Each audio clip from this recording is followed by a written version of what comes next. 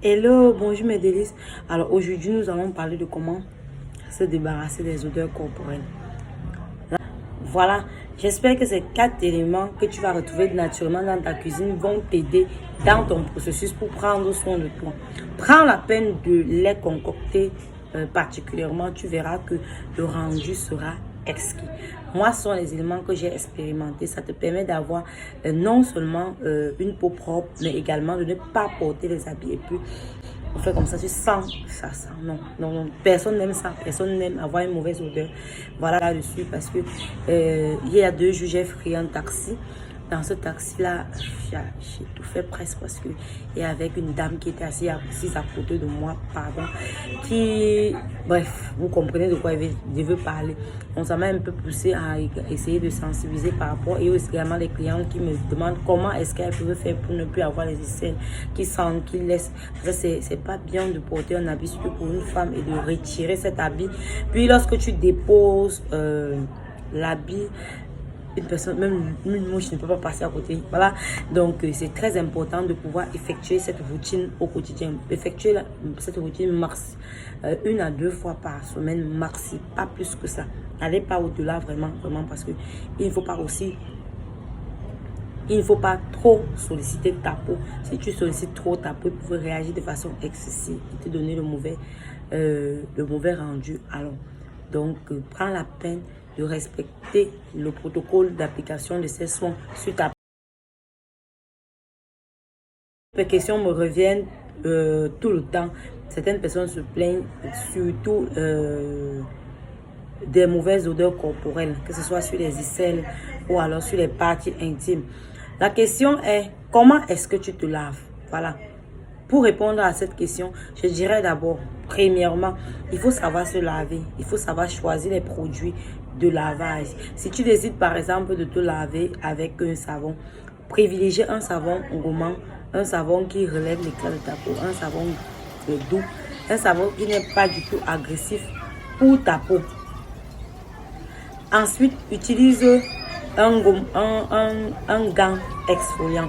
Ça veut dire, il ne s'agit pas d'utiliser les petits gants qu'on utilise sur les nouveaux nez, mais d'utiliser vraiment un gant qui est exfoliant sur la peau. Ça veut dire un gant qui est assez gommant, qui est assez piquant. Généralement, ces gants-là sont ne sont pas doux comme les gants de bébé. Ils sont généralement un peu plus solides, un peu plus durs. Voilà. La deuxième chose consiste à utiliser par exemple dans ces produits de lavage, parfois tu finis de te laver et puis tu rajoutes un citron dans un seau d'eau et puis du sel. Un citron et du sel équivalent d'une cuillère à soupe de sel, par exemple dans maxi 2 litres d'eau.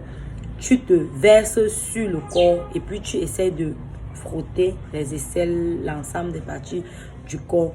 Tu laisses légèrement sécher pendant maxi 5 minutes. Après, tu te rinces. Troisième astuce, il s'agit de se laver, par exemple, de se frotter les aisselles avec du citron. Tout le monde connaît cette astuce, ça marche très bien. Ou alors, prendre par exemple un citron, le couper directement et le frotter directement sur ses aisselles ou ses parties intimes. Ou alors, on peut l'associer au bicarbonate. Le bicarbonate qui est également un puissant élément naturel pour éliminer les odeurs corporelles sur la peau. Vous pouvez également prendre le citron associé au bicarbonate. Ça veut dire une petite cuillère à café de bicarbonate plus un citron. Vous les associez tous les deux ensemble et vous essayez d'exfolier vos aisselles, vos parties intimes. Quatrième astuce consiste à s'exfolier la peau. Que ça vous plaise ou non, l'exfoliation c'est une étape plus que importante pour éliminer les odeurs corporelles pendant une longue période. Ça veut dire quoi? Si vous voulez avoir un fond de peau propre, il faut exfolier votre peau. Exfolier veut dire se gommer la peau. Ça veut dire utiliser un gommage spécifique pour vos petits de peau. Si vous ne savez pas comment faire un gommage maison avec les ingrédients naturels, j'ai fait une vidéo à ce sujet. Prière d'aller regarder dans la liste des vidéos. Tu verras une vidéo de comment faire un gommage maison et à partir de là tu pourras faire un gommage qui va correspondre à ton type de peau. tu as une peau grasse, je l'ai expliqué comment faire. Si tu as une peau sèche, quelles sont les huiles à utiliser, comment est-ce que tu vas faire. Et ensuite, tu vas prendre ce gommage, tu vas l'exfolier l'ensemble de ton corps après t'être bien lavé. Donc, tu te laves d'abord normalement. Ensuite, tu vas prendre le gommage, tu vas appliquer sur ta peau en faisant les mouvements circulaires comme toujours.